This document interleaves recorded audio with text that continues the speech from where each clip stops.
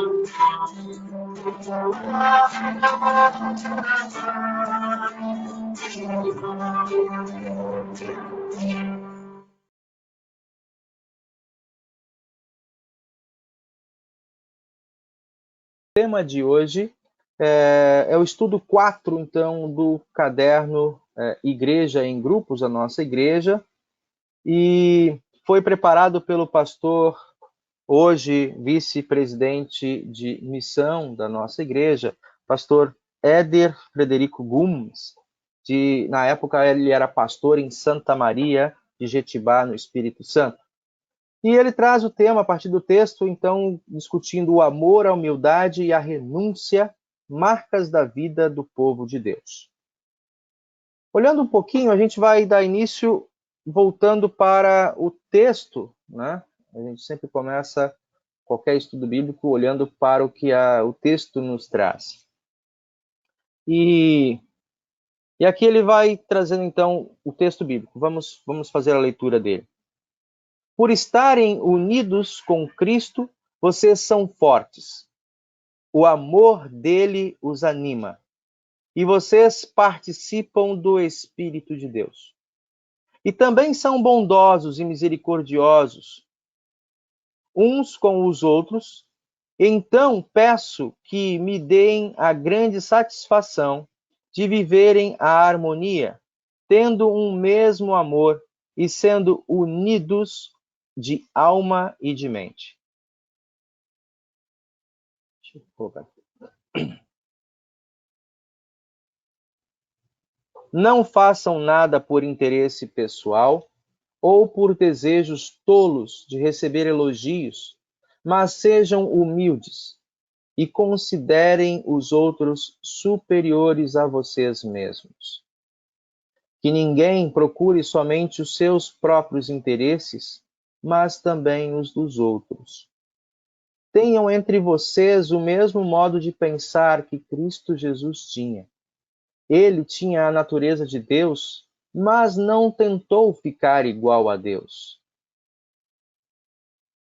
Pelo contrário, ele abriu mão de tudo o que era seu e tomou a natureza de servo, tornando-se igual aos seres humanos, vivendo a vida comum de um ser humano. Ele foi humilde e obedeceu a Deus até a morte de cruz.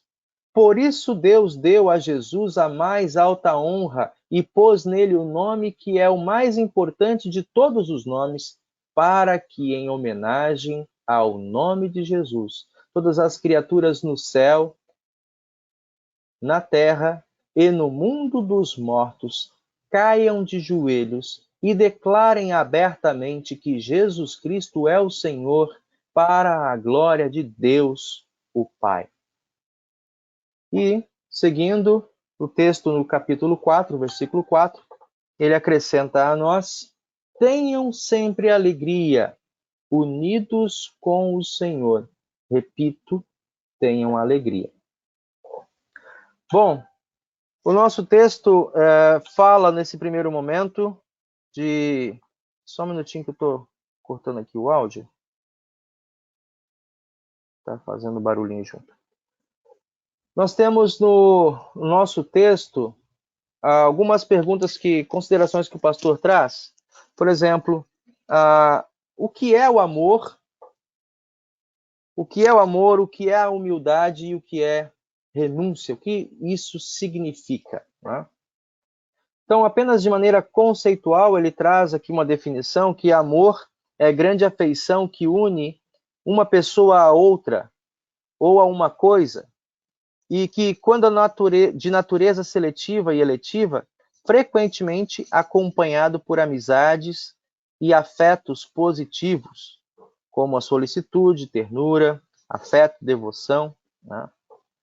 E então ele traz isso lá de um dicionário, né, como uma maneira de conceituar amor.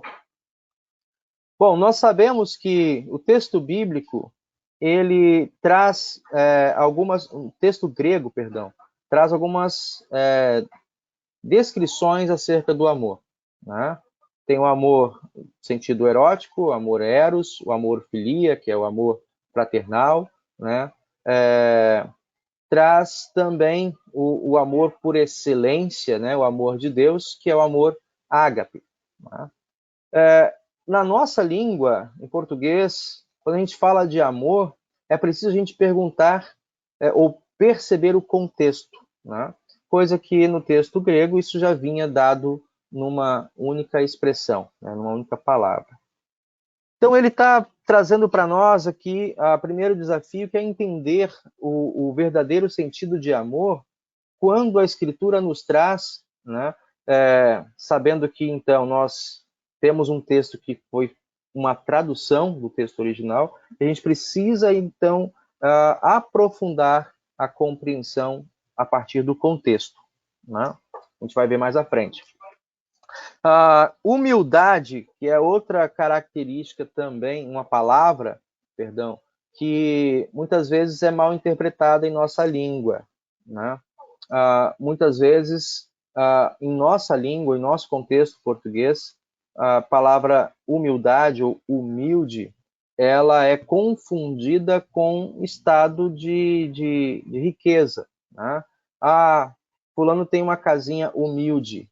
É tão humilde, pobrezinho, né? No sentido de que aquela pessoa é de poucos recursos, ou a casa não tem detalhes, né? Não é bem trabalhada. Então, a palavra humildade ou humilde também é necessário que a gente procure entender o contexto da palavra para que a gente faça, de fato, uma compreensão adequada.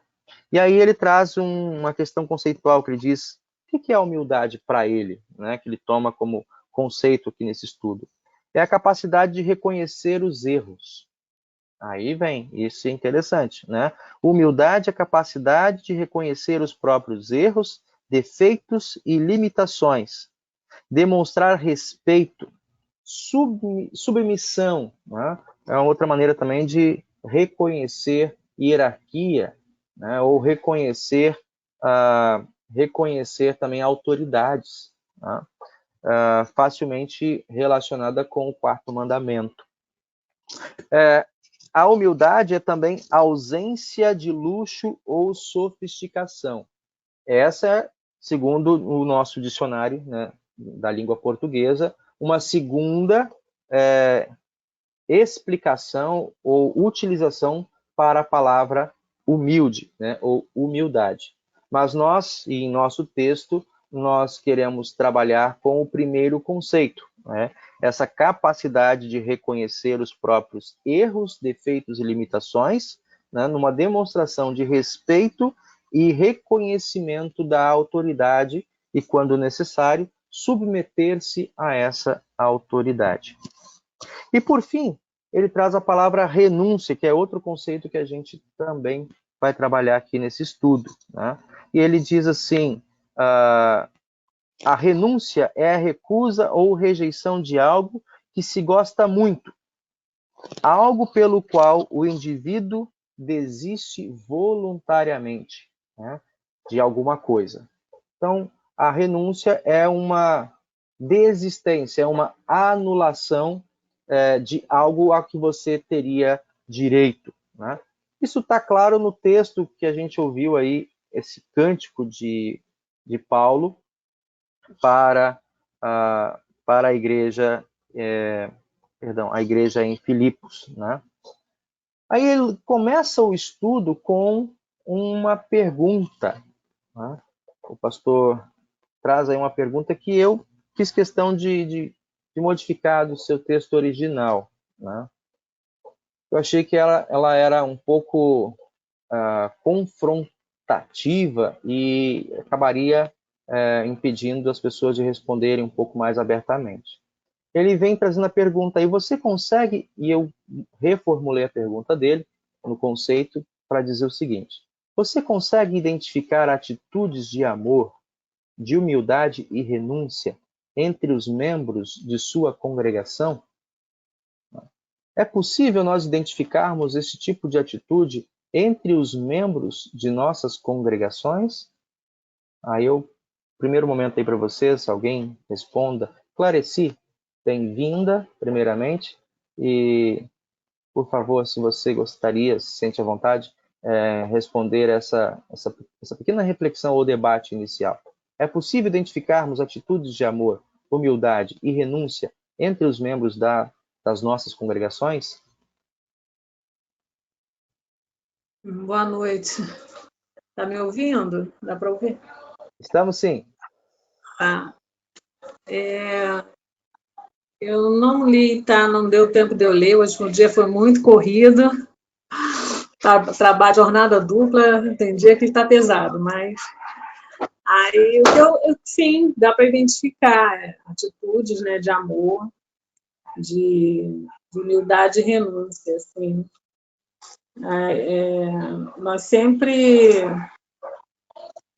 passamos por situações, né, na vida, que faz parte da nossa vida, e nós podemos ver, né, quando recebemos dos irmãos da igreja, né, oração, apoio, às vezes um conselho, né, uma palavra de conforto, e eu acho que sempre há, né, a gente consegue identificar isso, sim, como nós passamos por isso há uns 3 anos, né, também, com relação à Cláudia, aqueles problemas todos que tivemos, e nós tivemos sempre a igreja orando, e a igreja né, ensinou a Luane, né, visitar, e quem pôde visitar, quem não pôde, ajudou em oração, e sempre se importando, e outros também, né, durante esses anos todos, eu tenho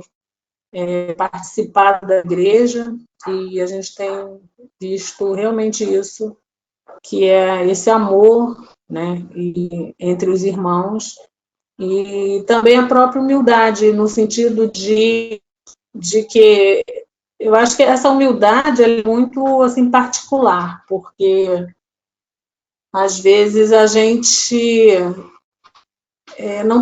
não percebe, né, que a pessoa está assim com humildade. Às vezes a gente acha que a pessoa é boba, né? Ah, fulano é bobo, todo mundo faz ele de otário, o fulano é boba, mas eu já vi pessoas falarem assim, eu sou crente, mas não sou bobo, não. Se me bater, vai levar. Eu não sou Jesus. Então, acho que a gente tem que aprender muito com relação à humildade, com Jesus mesmo, vendo Jesus, e a renúncia também, a gente precisa olhar muito para Jesus e aprender dele, a humildade, essa renúncia e o amor, né? Que só vem dele. Não sei se eu fui clara. Foi bem clara, sim, Clareci. E, e nós podemos dizer dessa introdução aqui, né? De fato, a humildade, quando ela é bem aplicada, de fato, ela não é percebida. Tá? Quando alguém ostenta a humildade, isso deixa de ser humildade e passa a ser orgulho. Aqueles que ostentam com orgulho serem humildes, na verdade, não estão vivendo ou colocando em prática, né, a verdadeira humildade. Só nesse sentido aí. E a renúncia é algo que, de fato, nós precisamos aprender continuamente, né? Como eu coloquei na oração inicial, uma luta, a carne milita contra o espírito, né? Em nós, Cristo venceu a carne, né? Por meio dele também nós temos certeza de vitória, a gente vai olhar isso um pouco mais à frente. Porém, né, na prática, todos nós estamos lutando constantemente, né? Para que renunciemos, Lutero vai trazer isso nos seus mandamentos, perdão, e na explicação também como preparação para a Santa Ceia, né? é necessário haver uma renúncia dos velhos pecados, dos velhos desejos, da velha natureza, né?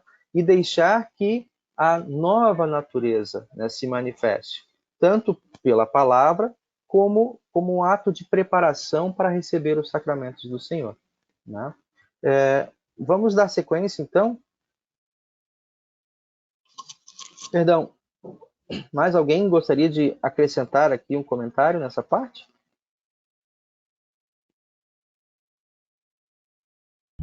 Ellison, eu queria acrescentar também uma atitude também que me lembra muito a renúncia. São muitas obras que as servas realizam quando a gente vai no congresso, né, e tem aquelas metas, aquelas missões que elas têm que, algumas metas que elas têm que alcançar. Eu lembro que uma época elas tinham que conseguir não sei quantos colchões, eu não lembro mais o porquê. Elas tinham que conseguir. Aí cada uma foi, se virou e fez uma obra, ia fazer umas atividades manuais e vender. Sei que todas elas de várias igrejas se mobilizaram, de várias paróquias, se mobilizaram, ofereceram o seu tempo, isso é renúncia, né? Renúncia do seu tempo, em prol de uma ação que muitas delas não conhecem, as outras nem vão saber quem foi que fez, quem foi que realizou. O objetivo realmente não é esse. O objetivo é que realmente seja alcançado o bem daquele próximo que está necessitando. E isso é sempre realizado, porque sempre tem alguma coisa que deve ser feita. É uma igreja que está precisando de estagiário, ou é uma igreja que precisa de uma reforma, ou precisa de um acréscimo, ou é o seminário que está precisando. Sempre existe algo a ser feito. Então, renúncias sempre poderão ser feitas. Eu vejo muito isso nas servas. Eu acho isso uma obra muito bonita.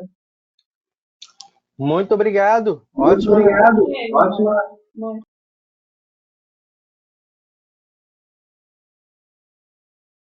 Vou seguir aqui, então, com mais alguma reflexão.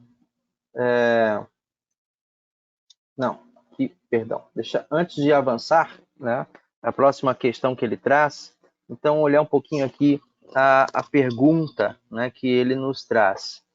Ele começa nos convidando a olhar o texto, né, e como a Cláudia e a Clarice trouxeram, digamos, dessa percepção, né, que nós conseguimos ter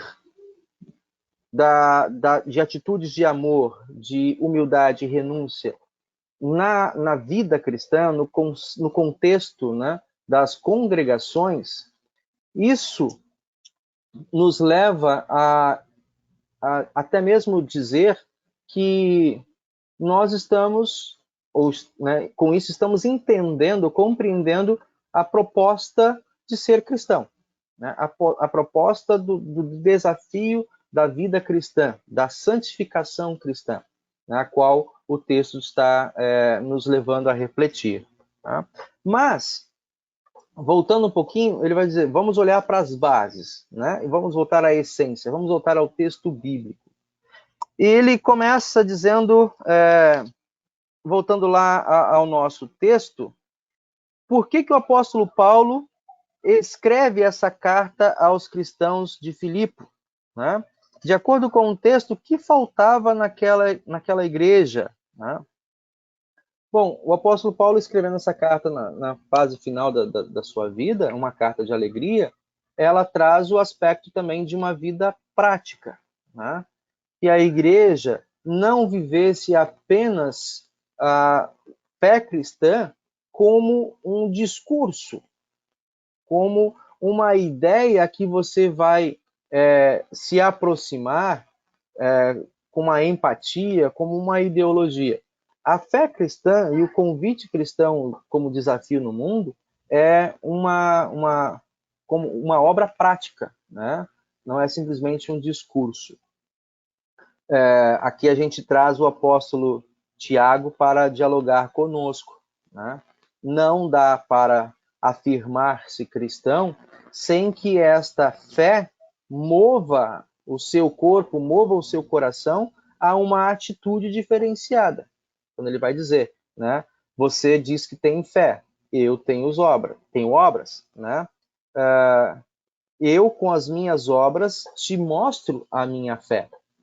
A fé sem obras, ou seja, o discurso sem atitude, é coisa vã, né?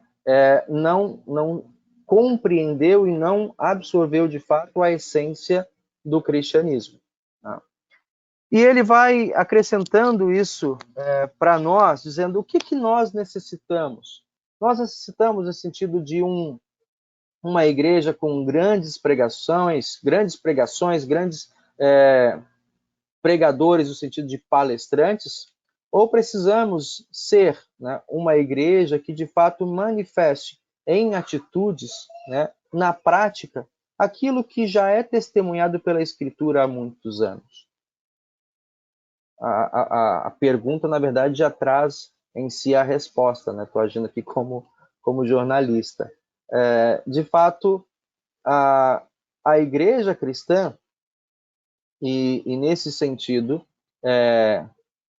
volta para nós, pastores, pregadores, né, professores, um desafio quando nós somos tentados a agir, né, ou mudar a pregação para que ela seja uma pregação talvez que arraste multidões, né? Um discurso que mova a natureza do indivíduo, como eu chamo muitas vezes de coaching espiritual, né? Como se fosse um motivador da fé. Esses pregadores, eu aqui não quero nem fazer nomeação a ninguém que haja dessa maneira, mas muitas vezes igrejas que prezam em manter um discurso bíblico, teológico, da teologia da cruz, e para não falar difícil, né? A igreja que continua insistindo em dizer a todos: vocês são pecadores e necessitam, por arrependimento, como foi a leitura da semana passada, por arrependimento, né, saber que nada são nem podem fazer senão por Cristo Jesus. E que este Cristo que entregou-se voluntariamente na cruz do Calvário, né, te dá de modo abundante e gratuito a segurança de paz com Deus, salvação para a vida eterna. Esse Deus, esse Cristo ressuscitado, te acompanha todos os dias. E essa companhia desse Cristo não significa que você não terá problemas. Essa companhia de Cristo não significa que você não passará por vales escuros, perigosos. Essa companhia de Cristo não significa que você não terá aflições e, por vezes, até mesmo medo, temor com relação ao mundo e às tentações do mundo. Não significa que, por ter esse Cristo te acompanhando, que o seu mundo será rosa. Mas também não quer dizer que, se você estiver enfrentando problemas, desafios, coisas que pareçam grandes demais para você, que Deus te abandonou. Ele continua contigo, te exercitando, né? Fazendo com que você cresça e amadureça nesta fé e te garante que estará com você não apenas aqui, no Vale de Lágrimas, mas também quer acompanhar você para a eternidade. Essa é a mensagem que nós temos, né, de maneira resumida, dos nossos sermões, dos nossos estudos, no nosso testemunho que a gente faz em aconselhamentos, né? Essa mensagem, no entanto, parece, ou tem parecido em redor, que ela não é tão cativante, porque muitas das igrejas que insistem em pregar dessa maneira não têm seus bancos repletos de membros, né, de colaboradores, de fiéis, de outros iguais, né, que caminham junto. Bom, mas nós necessitamos, então, de ouvir isso.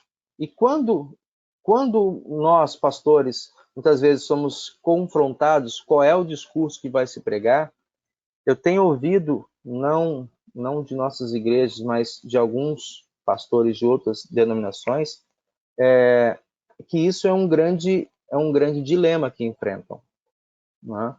Quando muitas vezes o sínodo ou o conselho presbitério impõe que os pastores, que os líderes mudem o seu discurso, mudem suas pregações para a teologia da prosperidade, né, para a teologia da glória, porque essas parecem, digamos, fazer mais cócegas, né, no coração da população, da massa, do que de fato pregar uma mensagem de cruz, né, uma mensagem de fé, essa mensagem que eu acabei de falar. Diante disso, nesses desafios, né, nós precisamos voltar de novo ao texto, entendendo o que nós de fato necessitamos. Não necessitamos que o nosso ego seja massageado todo dia. Isso, a gente sabe, pode fazer um efeito positivo durante um curto tempo, né? A gente gosta também de afago, a gente gosta também de um carinho, isso Deus faz, né? Mas viver só de carinho não nos amadurece, né? Viver só de afago também não nos prepara para a vida real, que é uma vida que tem batalhas, que tem lutas, né? A começar com a primeira luta que o apóstolo Paulo traz lá em Romanos, né? Eu sei que a palavra de Deus é boa e no meu íntimo tenho o desejo de fazer, mas percebo em mim uma luta constante, né? A velha natureza que me leva, que me faz pecar, né? E quando eu vejo nas minhas mãos, nas minhas atitudes, nas minhas ações, essa lei, né, a lei do pecado que me entristece, vivo esse dilema. Quem me livra desse corpo que me leva para a morte? Então, Paulo vai dizer que a prática da fé cristã, quando ela repousa na cruz, ele vai fechar isso lá no final do texto, em Romanos 7, 25, ele vai dizer assim, quando eu vivo essa luta entre o desejo que está no espírito e na vontade, com a prática das ações, das minhas obras, das minhas atitudes, quando eu vejo essa disparidade, a única mensagem que me sustenta e que me permite repousar seguro no meu travesseiro é saber que Deus faz aquilo que eu não sou capaz de fazer em Cristo Jesus.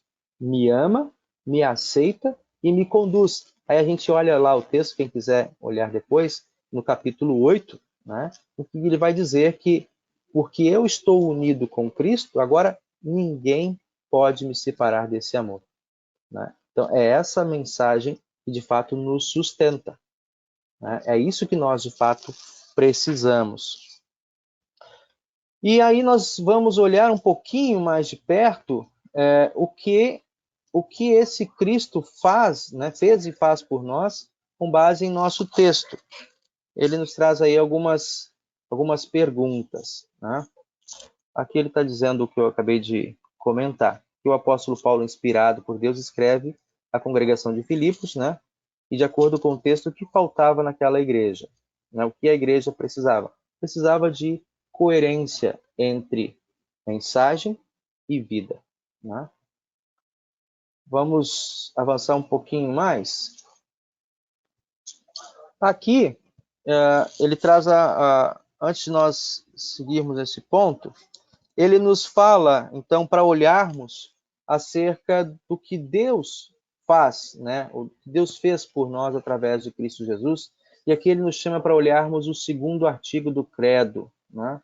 O que relata o artigo sobre a ação de Jesus em favor de todos nós, que somos necessitados da graça salvadora? Alguém lembra aí de memória o segundo artigo? Por favor. Segundo artigo, creio em Jesus Cristo, seu único Filho, nosso Senhor. Isso aí. E aí, o que Cristo fez por nós? Ele traz aqui para a gente uma consideração. Fala da obra da salvação que Cristo providenciou. Não apenas um discurso, né? Mas, de fato, atitude. Aí eu coloquei aqui um sinalzinho, porque tem um gráfico para a gente dar uma olhada, né? Quem lembra dessas doutrinas aqui? O que significa o estado de humilhação e estado de exaltação de Cristo Jesus? Perguntar aos Oliveiras.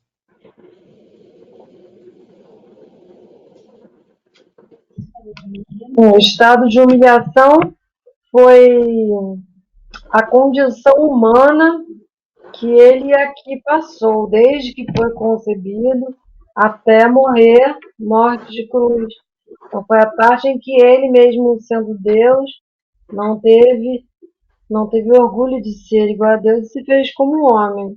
E a de exaltação é que ele assumiu, né, o status dele, que tendo o poder de descer ao inferno, ressuscitar, ascender ao Pai, está sentado à direita esperando o juízo final. Eu entendo assim, não sei se está certo.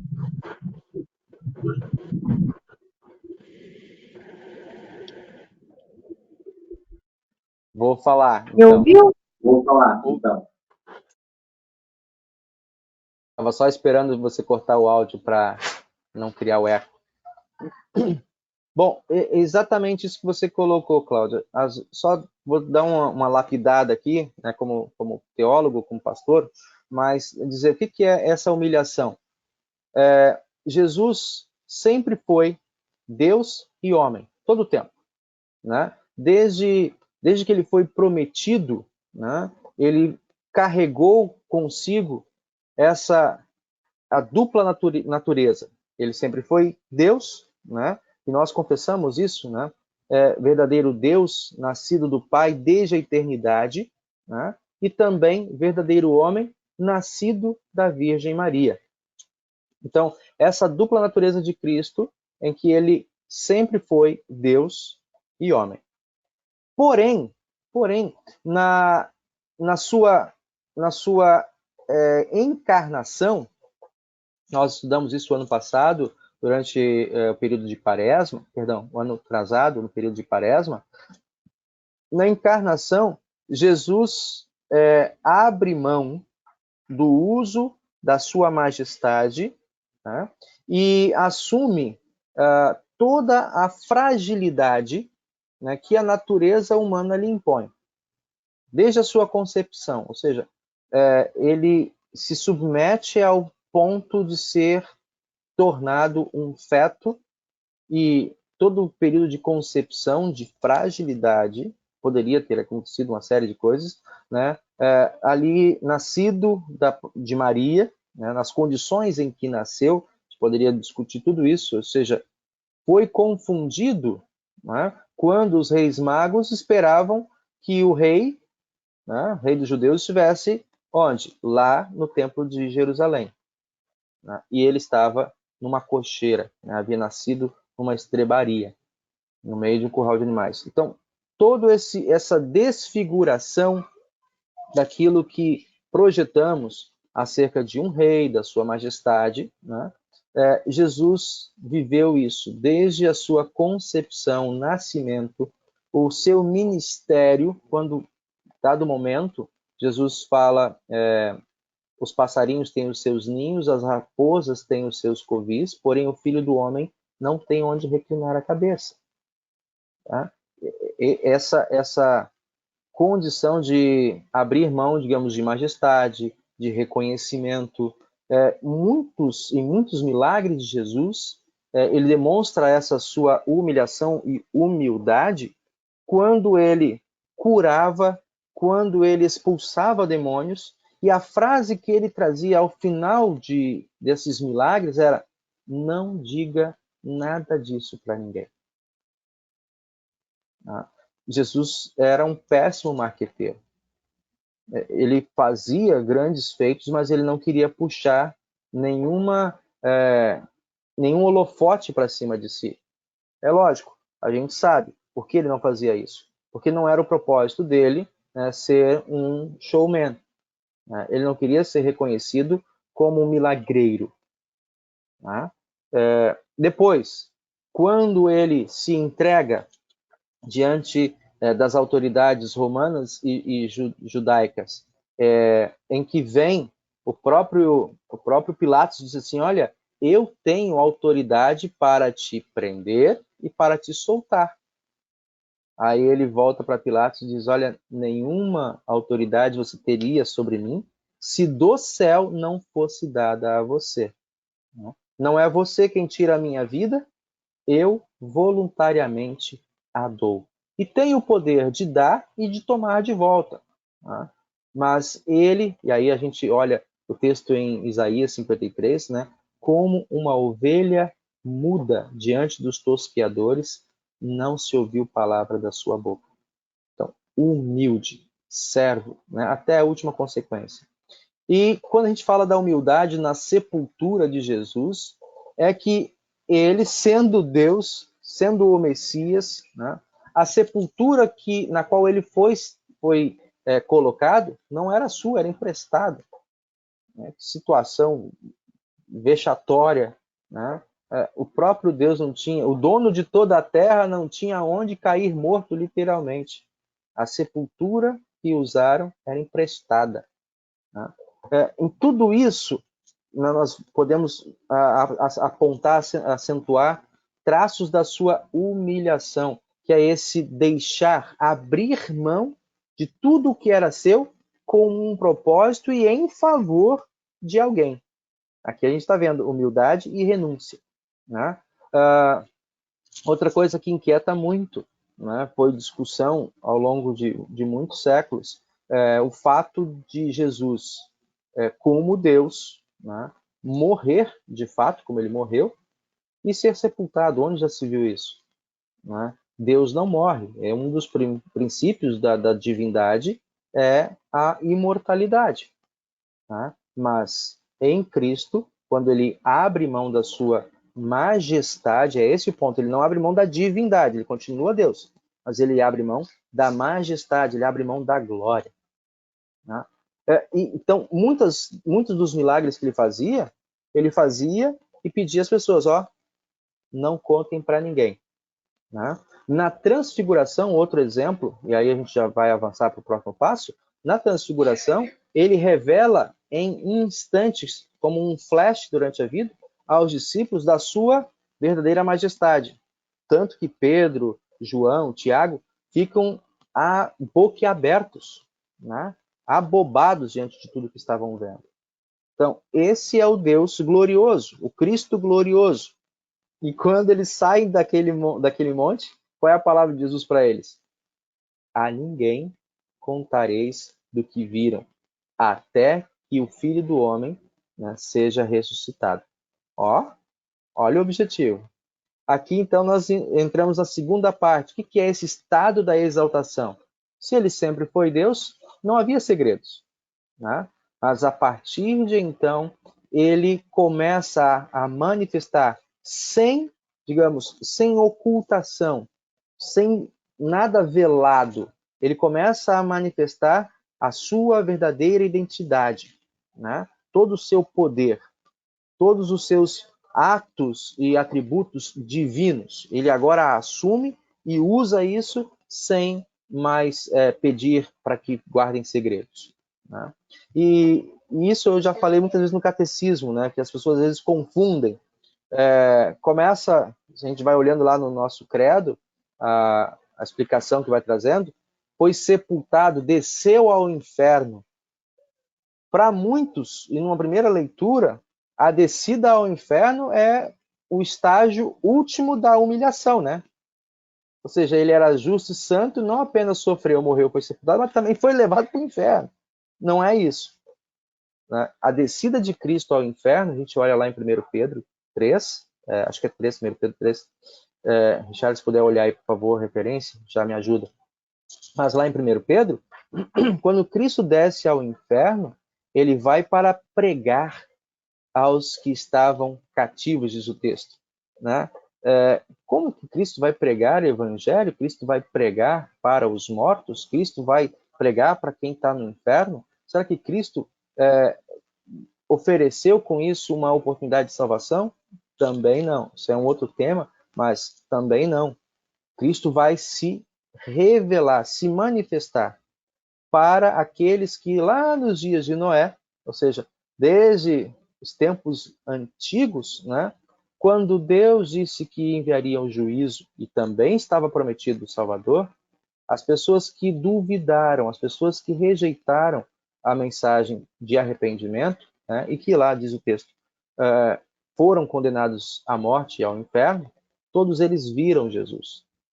E ver Jesus em glória é pregação, né, digamos, não é evangelho, mas é pregação, é lei.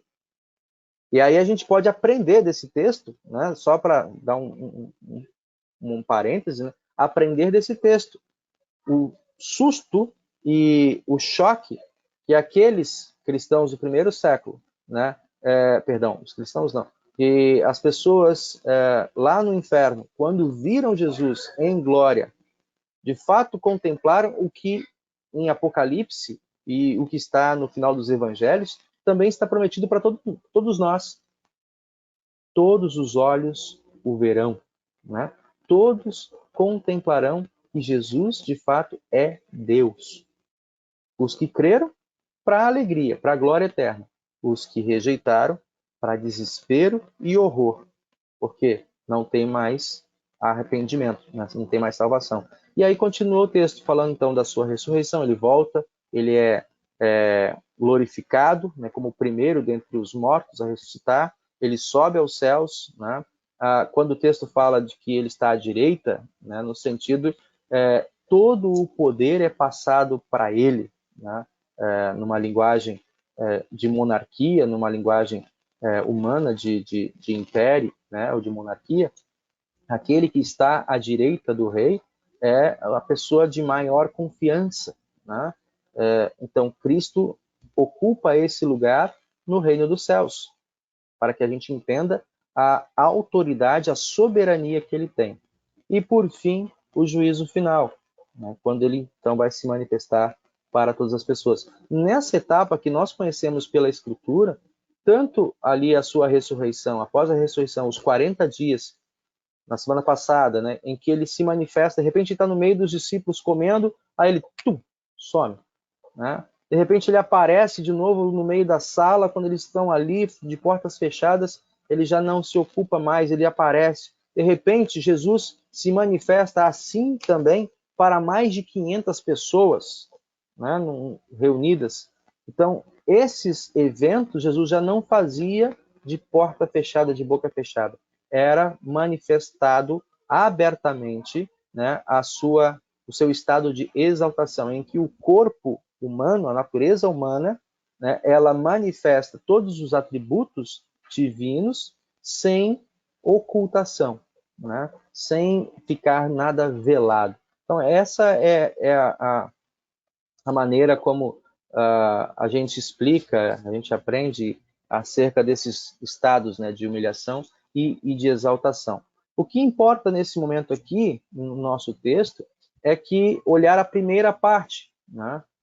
Quando nós buscamos aprender de Cristo, né, entender e olhar para Ele, olhando para a nossa condição, né?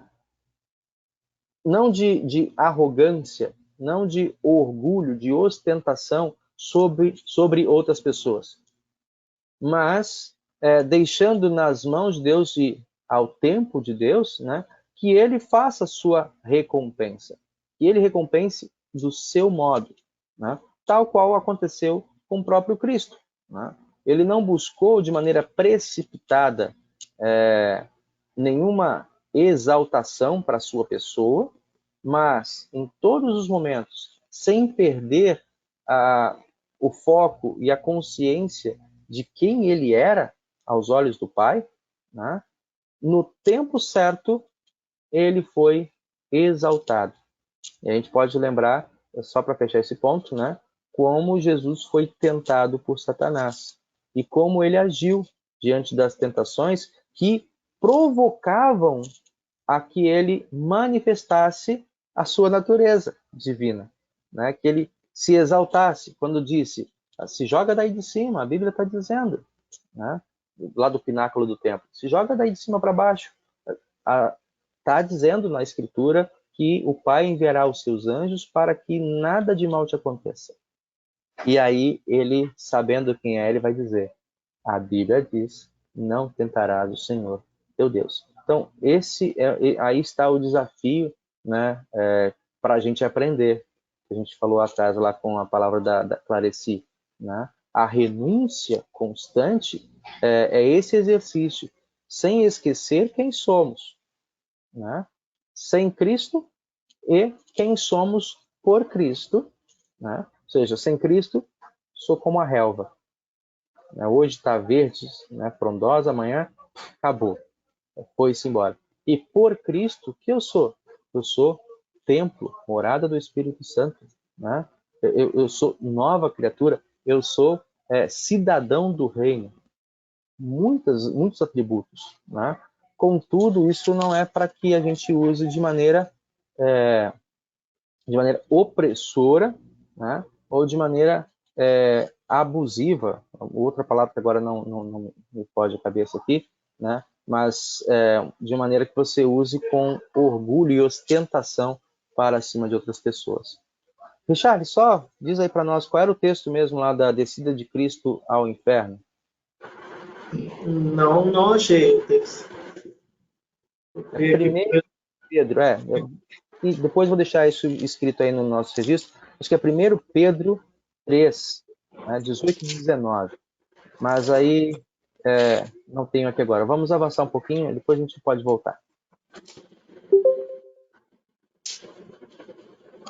Aí, olhando então para todos esses aspectos, né, que o texto nos traz, ele coloca aqui para a gente uma aplicação, né? Dá uma olhada aqui, por favor. Pode ler, Richarlis, enquanto eu tomo uma aguinha. Tá ligado? Tá. Nós, cristãos, movidos pelo amor de Deus, humilhamos-nos diante de Jesus Cristo, o adoramos e nele buscamos salvação. Renunciamos aos desejos da carne e do mundo. Renunciamos aos nossos pecados. Os cristãos portam-se humildemente neste mundo, considerando-se os outros superiores a si mesmos. Não façam nada por interesse pessoal ou por desejos tolos de receber elogios, mas sejam humildes e considerem aos outros superiores a vocês mesmos.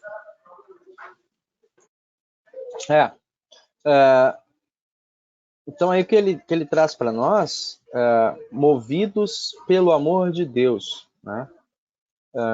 De maneira prática. Porque como é que é o amor cristão? Né? Como se manifesta ou qual é a motivação para esse jeito ou modo cristão, né, de amar? Nós, 1 João, né? Nós amamos porque ele nos amou primeiro, né? Então esse amor, ele é um amor inspirado, um amor que ele é projetado a partir daquilo que nós conhecemos da Escritura.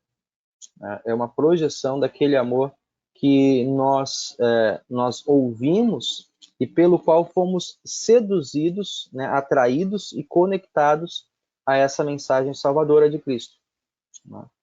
Ele, sendo Deus, não usou com ostentação, né, agir como Deus, mas humilhou-se, né, como servo, para que nós fôssemos acolhidos, né, nessa casa, no amor do Senhor.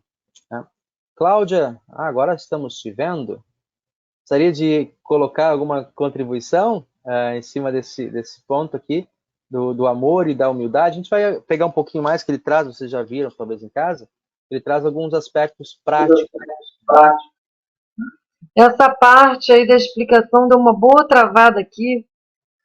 Caiu, voltou. Eu não pude escutar direito, não. Eu tinha dito antes do que seria, então, essa humilhação de Jesus, né? E apenas rapidinho aqui, olhar o que ele traz. O que nós podemos aprender de tudo isso, né? Cristo deixou a sua forma divina, né? Assumiu a condição humana, poderia ter permanecido nos céus, honrado pelos anjos, né, com seus privilégios, mas ele se esvaziou. É isso que a gente estava falando lá do estado de humilhação e exaltação, né? O segundo aspecto dentro dessa humilhação de Cristo é que ele, sendo Deus, ele foi obediente em todo momento, né? Ele se manteve fiel ao chamado que ele recebeu. Eu sempre cito para vocês esse aspecto quando, para mim, assim, um dos pontos altos da obediência de Cristo, quando na noite da quinta-feira ele ora ao Pai, ele diz: Pai, se possível, afasta de mim o cálice de sofrimento, né? Contudo, não seja feito o que eu quero, mas o que tu queres. Então, a obediência, né? Saber para o que foi chamado. Sendo Deus, ele poderia abrir mão daquilo, mas não. Para um propósito maior, ele renuncia à sua autoridade divina e se submete como um servo diante do Pai. Ou seja, continua a renúncia, né? Continua o propósito. E aí ele vai chegar no último ponto, né, de subordinar-se até a morte de cruz, né? E quais foram os resultados desse ato, né, de humilhação e exaltação de Cristo? Por causa do que ele fez, por tudo que ele viveu, né, o seu nome está acima de todo e qualquer nome nos céus e na terra, né? Ou seja, Deus o reconhece, Deus o recompensa, né? Está nas mãos de Deus a compensação. Isso é interessante a gente lembrar, agora acrescentando, quando os dois discípulos de Jesus vêm pedir para ele: Senhor, quando vier no seu reino, coloca um de nós à tua direita e outro à tua esquerda, né? Nos dê aí o lugar de honra, né? Se eu não me engano, acho que é Mateus que diz que é a mãe dos meninos que vem trazer ele. Senhor, não, meus dois meninos aqui, gente boa, né? Sempre foram obedientes, estão aí acompanhando o seu 3 anos. Quando vier no reino eterno, né? Coloca um do seu lado direito ou do lado esquerdo. Aí ele responde, né? Vocês estão preparados para beber o cálice que eu vou beber, né? Serem batizados do batismo que eu serei batizado. Ou seja, vocês estão prontos para suportar a cruz, né? Aí eles, sem entender muito bem do que se tratava, disseram: sim, Senhor, nós estamos firmes. Pois bem, a cruz vocês vão suportar, porque são meus discípulos, vão passar dificuldades, né? Porém, a recompensa, ou assentar-se à minha direita ou à minha esquerda, não compete a mim. Opa, Jesus é Deus, né? Jesus é Deus, não compete a ele. E ele vai dizer, claro, ele está ali na condição de servo, e ele atribui isso, mas somente ao Pai. Ao Pai cabe a recompensa por todas as nossas ações, né, por todas as nossas respostas de testemunho. Então ele coloca isso nas mãos do Pai, para que não repouse sobre o servo, né, tanto ele quanto nós, esse desejo, esse lugar de compensação, né? Quem já fez a instrução comigo sabe que eu evito entrar nesse tema de recompensa de recompensa cristã, né? Eu falo de justificação, eu falo de perdão, eu falo de paz, mas recompensa, isso eu deixo nas mãos de Deus, né? Porque nós somos muito ávidos em agir ou moldar nosso comportamento pela recompensa, né? O que vem aí? O que eu vou ganhar com isso? Ah, tá, só vou ganhar. Então, Jesus tenta tirar, ou procura tirar dos nossos olhos, né, ou no contexto terreno, a expectativa dessa recompensa, dessa compensação. Vai dizer, não, o lugar que Deus tem, o presente maior que Deus tem para vocês, ou o lugar dentro da hierarquia no céu que Deus tem para vocês, isso compete ao Pai. Não cria expectativa para isso, né? Fique em paz, que eu já fiz tudo o que era necessário e por causa de mim vocês já estão perdoados, eu tenho garantia do céu, né? Mas isso aqui ele traz para nós. Jesus, então, tem um nome exaltado, tem um lugar à direita do Pai, e a autoridade suprema, né, diante dele todo joelho se dobrará, conforme o texto bíblico. Aí ele traz para nós essa questão aqui da aplicação. Como é que eu vou aplicar esse amor na minha vida? Né? Como é que eu vou aplicar essa humildade no dia a dia? Aí eu trago aqui são conceitos, né, que o nosso pastor aí está trazendo e que vocês possam talvez comentar em cima dele. Né? Que ele vai dizer: nós cristãos movidos pelo amor nos humilhamos diante de Jesus, o adoramos, nele buscamos salvação. Renunciamos aos desejos da carne e do mundo, renunciamos aos nossos pecados.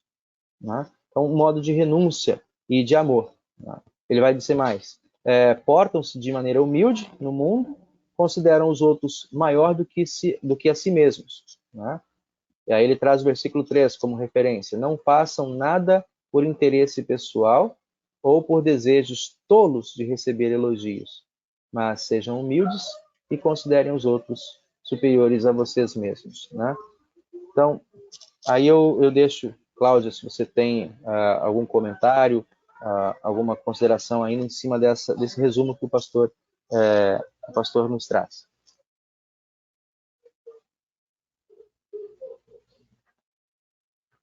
Esse resumo aí é toda a vida, né, que a gente tem que seguir.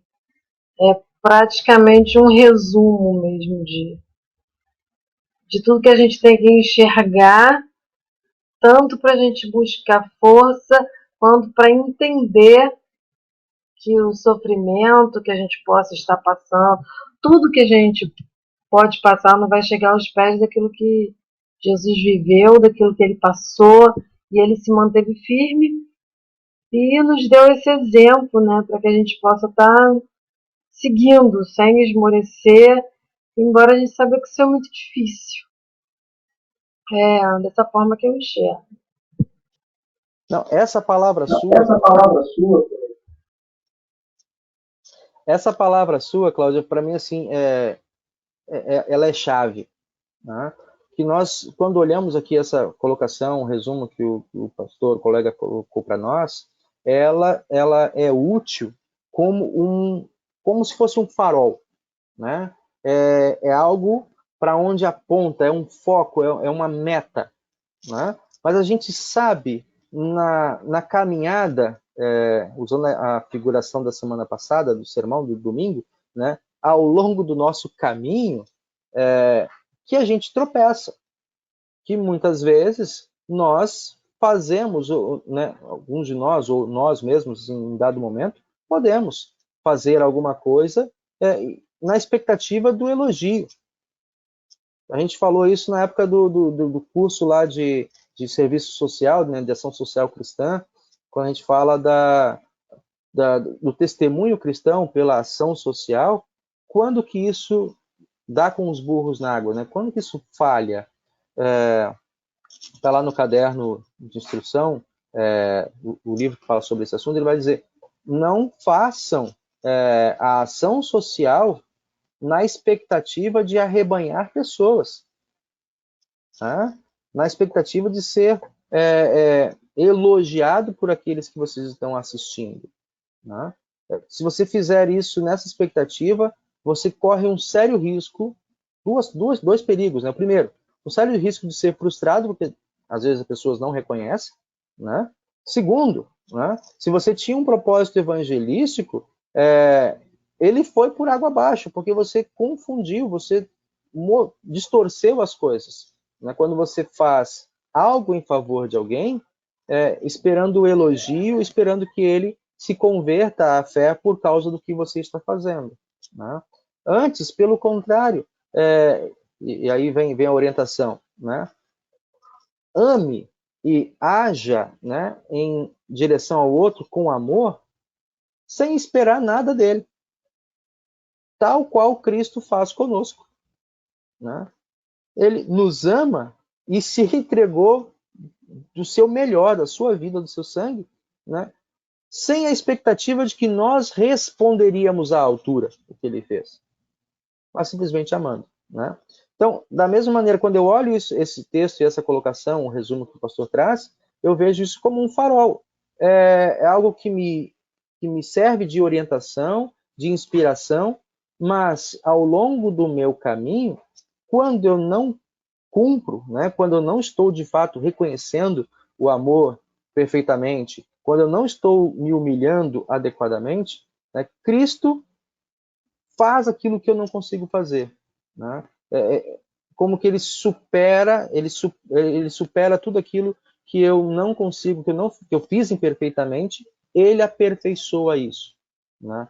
Diante de Deus. Quando a gente fala que as nossas ações são melhoradas a partir de Cristo, né? Deus vê apenas a justiça de Cristo em nós. Então é nesse sentido, porque isso aqui para nós, se eu olho apenas como uma meta e uma prática, digamos, cotidiana, segura, e aí eu olho pro meu espelho, assim, puxa, hoje, essa semana, esses dias, não fiz aquilo que eu estava esperando.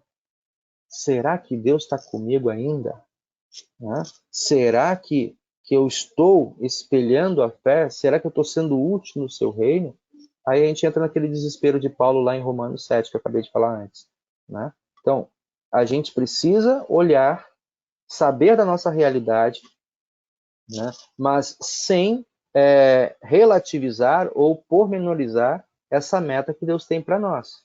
Mas ainda que a gente não consiga cumpri-la, nem por isso abrir mão dela, né? E nem por isso deixar de seguir o caminho, né? Seguir em frente. É isso, Richards? É assim. Estava lembrando de alguns exemplos que eu também ouvi nas aulas, né? Sobre isso. Nós temos dentro de nós esse desejo do ego, né? De ser reconhecido pelas coisas que nós fazemos. E é bem interessante, por exemplo, quando era mais pequeno, e aí minha mãe estava no trabalho, né? A gente arrumava toda a casa, fazia todo aquele serviço bonito, dava um trabalhão, e aí quando a mãe chegava, alguma coisa estava errada. Ainda tinha algo. Ou seja, nós esperávamos dela um reconhecimento de um trabalho bem feito, e mesmo assim ainda tinha algo. E isso vai sempre, né? Se nós sempre fazemos as coisas esperando o reconhecimento das outras pessoas e até um alerta, isso vai nos frustrar também. E é interessante que, como cristãos, nós devemos ser movidos não pelo reconhecimento, mas pelo amor de Deus, né? Pelo esse amor de a gente reconhecer que nós também precisamos que os outros façam, mas nós também precisamos fazer pelos outros. Isso sem esperar esse reconhecimento. Ok. Vamos avançar então mais um pouquinho aqui. Aqui acho que é o penúltimo ou último slide. E aqui ele vai dizer, ó, nessa humildade, cabe-nos servir uns aos outros com atitudes. Aqui é o ponto que eu achei bem útil e bem relevante para o nosso momento, né? Quando ele fala de atitudes de humildade, né? Que se coloca a serviço, em atitudes das mais simples até aquelas mais elaboradas. Aí ele fala, como é que eu vou fazer isso? Né? Como é que eu vou servir com humildade ao meu irmão, à minha irmã? Né? Ele vai trazer aqui para nós algumas sugestões. Ó. Dar lugar para o outro. Né? Seja isso lá no banco da igreja, seja isso dentro do ônibus, de qualquer modo. Né? Eu acho que a gente discute, né? Por que será que é necessário ainda colocar aquelas identificações de assento preferencial no transporte público ou lugares públicos? Né? Por que será que é preciso fazer isso? Deveria, né, há tanto tempo, ser algo natural. Né? Mas o que a gente percebe muitas vezes é que, mesmo com os avisos, né, a base da natureza humana, dos hábitos humanos é o quê? quando chega o vovô, a vovó no ônibus, você baixa a cabeça, faz de conta que está dormindo e que ele vai incomodar o colega do lado, né? Ah, acho que, de fato, ou seja, por isso que, de novo, isso tem que ser relembrado a cada momento. Por mais óbvio e simples que pareça, né? É um ato, de fato, de grande valia, de reconhecimento, de autoridade e subordinação, né, submissão, quando você simplesmente se levanta do seu lugar e cede esse lugar para outra pessoa, né? Seja ele um idoso, seja ele uma pessoa com necessidade especial. Então, é reconhecimento. Isso é um ato simples, mas que faz diferença, né? E nós somos estimulados para isso a partir da fé, né? De um Deus que desceu do seu lugar, desceu do seu trono, para que, de certo modo, nós tenhamos o lugar com ele ao trono de Deus, né? Alimentar os famintos. Gente, quantas atitudes nós temos visto nesse tempo de pandemia, e eu acho assim, sempre valorizo a primeira atitude, né?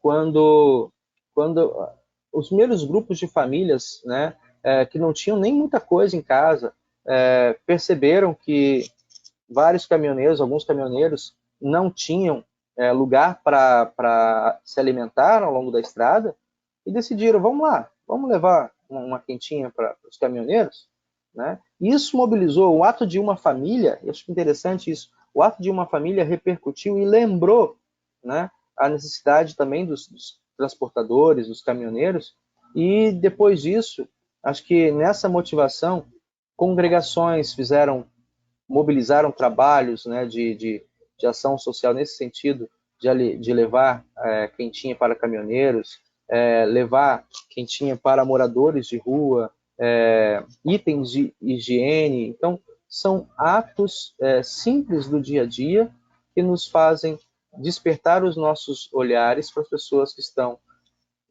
necessitadas, né? Visita aos doentes, a Clarice colocou no início do estudo, né? O consolo aos enlutados. Gente,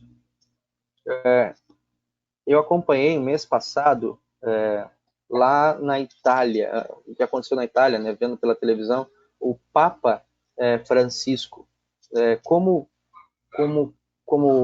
vicário, né, como é o texto colocado, como é colocado lá a posição dele, como pastor, gente, como pastor, ele extremamente assim atado, né, limitado, vendo da sua população, vendo do seu povo ali, né, da sua cidade, quantas e quantas pessoas morrendo sem a possibilidade do ato digno de velório, né?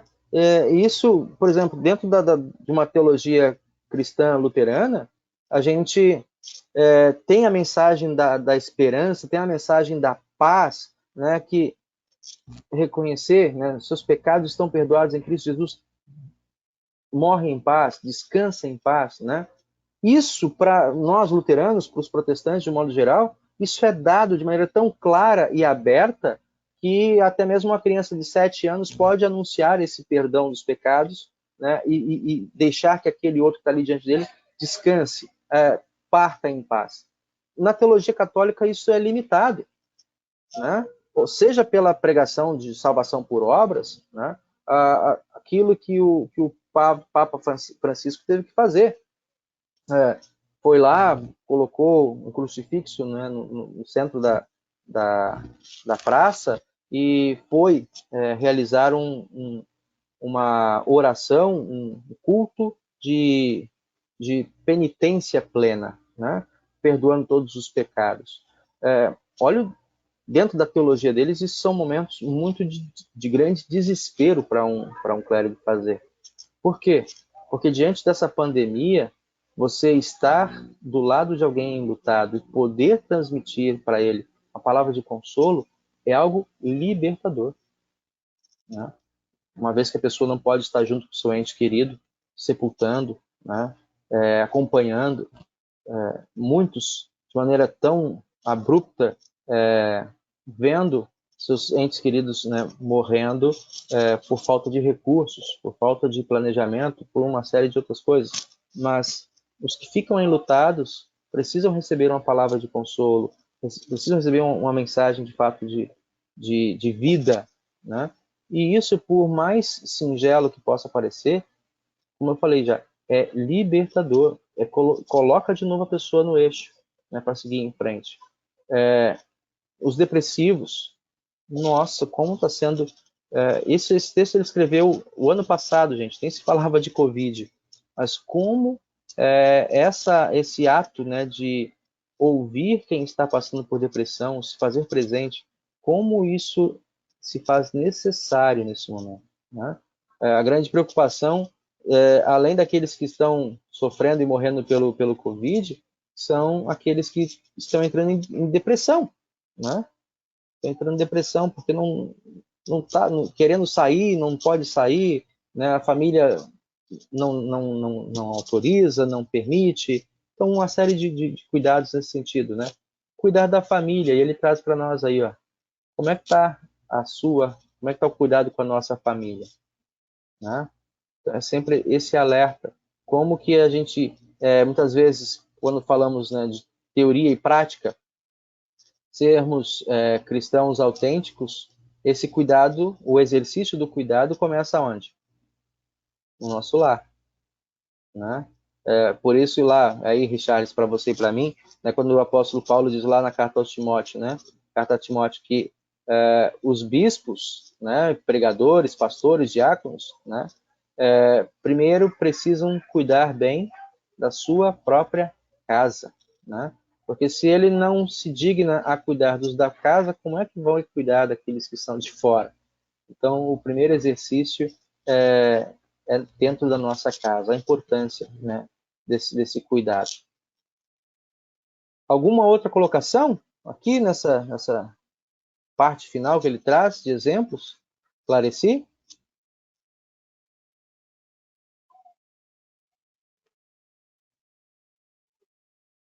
Não, é só para... pensando aqui que estamos realmente num momento muito difícil até para fazer algumas atitudes dessa, como consolar os enlutados, como visitar os doentes, até isso está difícil nessa fase que a gente está vivendo. Mas são exemplos bem práticos mesmo que ele coloca, né, da prática do amor cristão. E é uma luta para a gente fazer isso, né, com a gente mesmo, né, no dia a dia. É isso. É verdade. Aí a gente pode ver os médicos, né, quando você colocou no início, e a Cláudia complementou do exemplo do Departamento das Servas, né? A gente pode puxar hoje para os diversos profissionais que, ao renunciar o seu direito, né, o seu privilégio de estar com seus entes queridos, né, se colocam no atendimento à sociedade, no atendimento a pacientes, né? E muitos deles acabam perdendo, né? Acabam doando a vida para o cuidado de outros. E aí volta, né? Como é que eu posso honrar esse serviço, esses atos de renúncia? É bem simples, né? Eu posso honrar esses atos de renúncia quando eu, na minha prática diária, eu me digno a usar máscara, né? Quando eu me digno a também não sair de maneira desnecessária para lugares, aglomerações, me colocando, digamos, para ser um paciente deles ou transmitir também para eles esse vírus ou coisas assim.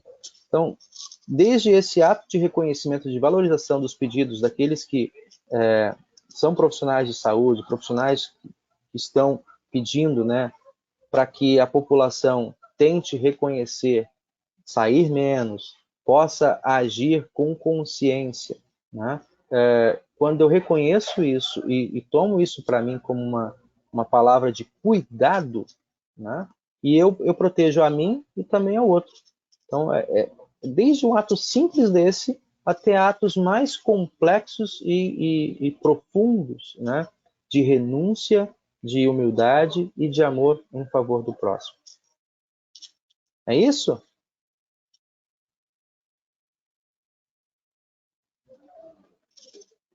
Deixa eu ver o que nós temos aqui. Ah, sim. E aí, por final, ele traz para nós aqui o destaque, né? Destacamos aí no versículo 4. No versículo 4, tenham sempre a alegria, unidos com o Senhor. Repito, tenham alegria. Né? A vida cristã, apesar de todos os seus desafios, e a gente falou lá, Paulo estava falando de dentro de uma prisão, nós falamos na semana passada, né? Ela é uma vida que ela transborda alegria, mesmo diante das dificuldades. Por quê? Porque nós sabemos que o nosso Redentor vive, né? Nós sabemos que, para além das dificuldades deste mundo, temos da parte de Cristo, né, a certeza de uma vida de paz, uma vida de alegria, de bonança, né? E saber que você está em paz com Deus é aquilo que Paulo vai dizer, né? Se Cristo me ama, né, e me tornou dele, né, quem pode me livrar desse, quem pode me tirar desse perdão, desse lugar que Cristo me dá? Então, ele vive a alegria da ressurreição, da vida eterna. Ele traz isso também no texto da semana passada, né? No versículo 21 do primeiro capítulo, ele vai dizer, para mim, até eu morrer é lucro, né? Porque eu quero viver e eu sei que existe para mim um lugar maravilhoso, festivo no céu. E aí ele traz a última frase, gostaria de ler aí para vocês, né? Sabemos que Deus nos dá a salvação de modo gratuito por seu Filho, que é amor e humildade, que renunciou tudo por nós. E isso deve motivar-nos para nos empenhar para que o nosso próximo conheça o amor de Deus e para que ele também tenha a certeza do amor de Cristo na vida dele, né? Assim como nós temos essa certeza da companhia, também nós possamos repartir isso com outras pessoas. Tá certo? Esse aqui é o nosso estudo preparado para essa noite. Gostaria de convidar então a Cláudia para nos dirigir aí o louvor desta noite. 2 hinos que tocam muito forte nesse tema. Você está com a voz.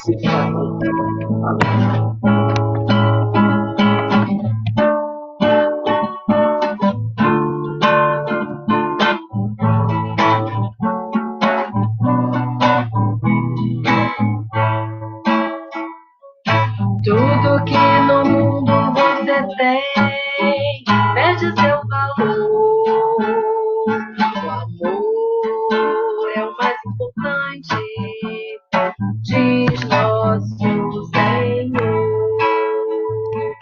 Tudo que aqui você possui, nada vai levar. O amor é o mais importante, diz nosso Senhor. Se até com piedade em sua alma você ajudar o seu irmão, é bom saber se não tiver amor, é tudo em vão. Amor, porque eu falo, é aquele que Jesus, de braços abertos, falou a mais o inimigo, como vos amei. Amor que vem da fé no Salvador, traz felicidade e paz, que serão companhias em todo o seu viver. Nesse mundo cheio de maldade, vamos semear a compreensão, pois mais valioso do que tudo é o amor. La la la la la la la la la la. O amor é o mais importante, diz nosso Senhor.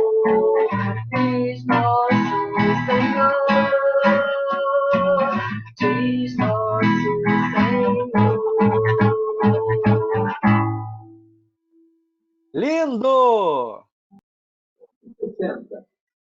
160.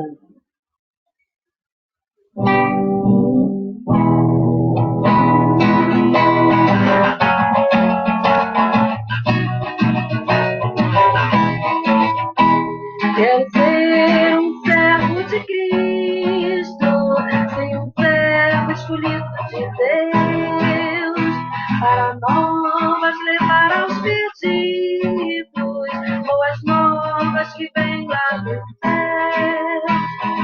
Faz-me um servo fiel ao Senhor, servo que leve a mensagem do amor, eis-me submisso ao teu serviço, tudo consagro, pois és o Senhor.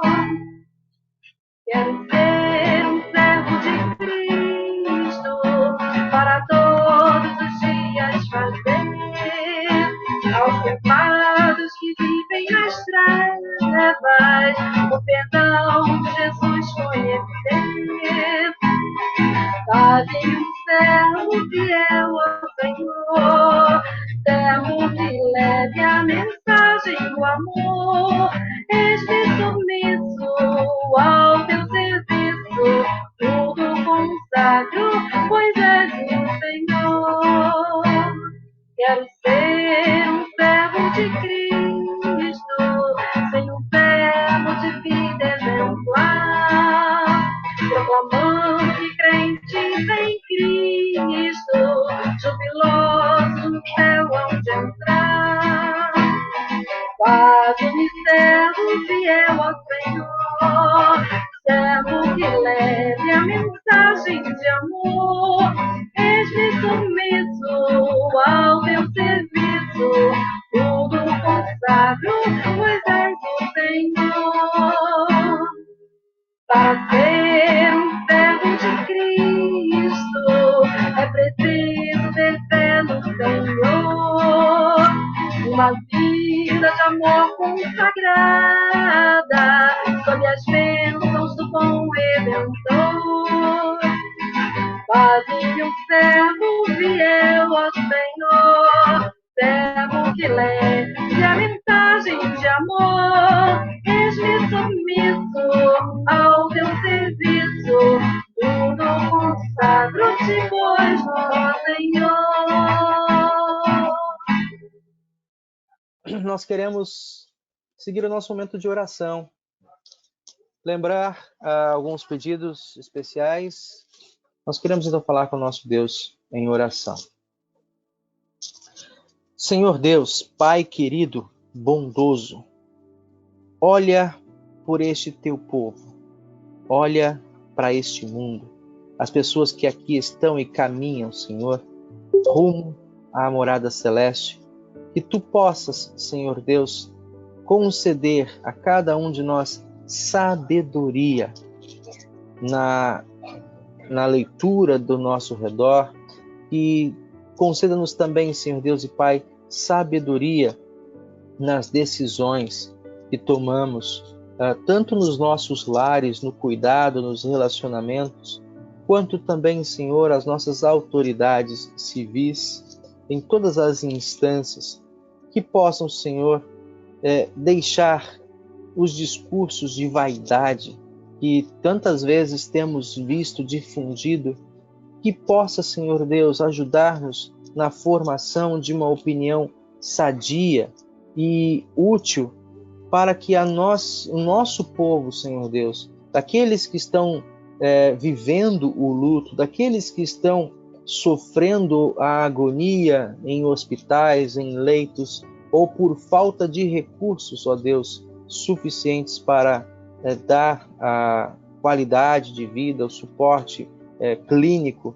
Senhor Deus e Pai, nós colocamos tudo isso nas Tuas mãos. Também pedimos, Pai querido, para que conceda à nossa sociedade, aos nossos patrícios, aos nossos irmãos brasileiros, Senhor, o reconhecimento e a gravidade, a sensibilidade e a empatia com o próximo diante dos riscos que esta pandemia causa a nós de modo muito especial.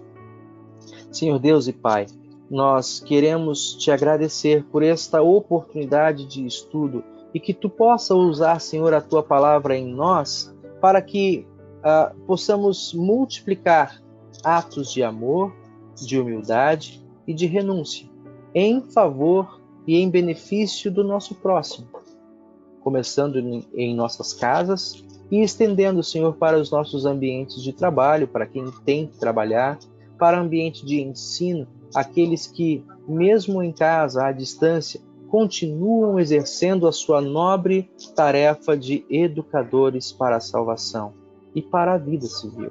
Senhor Deus e Pai querido, nós queremos também colocar aos teus cuidados, de modo especial, a vida do Mário Jorge, a vida, Senhor Deus, da Sofia, da Isabelle, do Alex, a vida, Senhor Deus, do Sidney na proteção, também, é claro, no seu trabalho. Ó Pai, aos que estão acamados, aos que estão internados, aos que estão sob cuidados médicos, conceda a eles paciência, seriedade em todo o tratamento e conceda, Senhor Deus, a recuperação quanto antes possível. Aqueles que estão ocupando o trabalho, que precisam desenvolver sua jornada de trabalho, como a Clara, como o Sidney, nós pedimos, Senhor Deus e Pai, que guarde e proteja com tua mão poderosa, para que tanto eles quanto seus companheiros de trabalho estejam protegidos contra esses danos e malefícios, não apenas para a vida deles, mas também para aqueles com quem convivem. Senhor Deus e Pai querido, colocamos a vida de nossos irmãos e irmãs, dos membros de nossa igreja, Pai querido, especialmente aqueles que estão em condição de maior fragilidade, como os idosos, que possa, Senhor Deus, guardar, amparar os lares, que sejam lugares de segurança, de proteção, com as tuas mãos, com o teu cuidado. Pai, acolhe os pastores, acolhe, Senhor, os líderes religiosos, para que mesmo à distância, neste tempo, possam, com o uso dos recursos de tecnologia, de cuidado, se fazer presentes diante dos membros de cristãos que, isolados e distantes da tua casa, têm, por meio dessas vias de comunicação, um modo de se aproximar do teu evangelho, de receberem de tua presença, Senhor, força e ânimo para seguirem neste tempo de reclusão, de distanciamento social. Pai, conceda-nos sempre oportunidades semelhantes a essas para aprendermos, refletirmos e nos congregarmos, ainda que à distância, mas unidos num só corpo, num só espírito, pelo teu chamado. Tudo isso, Senhor, que nós aqui apresentamos e muitos outros pedidos que certamente temos de maneira particular ou que porventura não vem agora em nossa memória, atende, Senhor, acolhe em tua presença, em tuas mãos, estas orações. Por Cristo Jesus, de quem também aprendemos a orar, Pai nosso que estás nos céus, santificado seja o teu nome, venha o teu reino, seja feita a tua vontade, assim na terra como no céu. O pão nosso de cada dia nos dá hoje. Perdoa-nos as nossas dívidas, assim como nós também perdoamos aos nossos devedores. Não nos deixes cair em tentação, mas livra-nos do mal. Pois teu é o reino, o poder e a glória, para sempre. Amém. A todos os que estão no estúdio e os que virão a assistir, deixo a paz do Senhor. O Senhor te abençoe e te guarde. O Senhor faça resplandecer o seu rosto sobre ti e tenha misericórdia de ti. O Senhor sobre ti levante o rosto e te dê a paz. Amém. Deus guarde, acompanhe, fortaleça, anime, acalme os ansiosos. Então é isso, gente.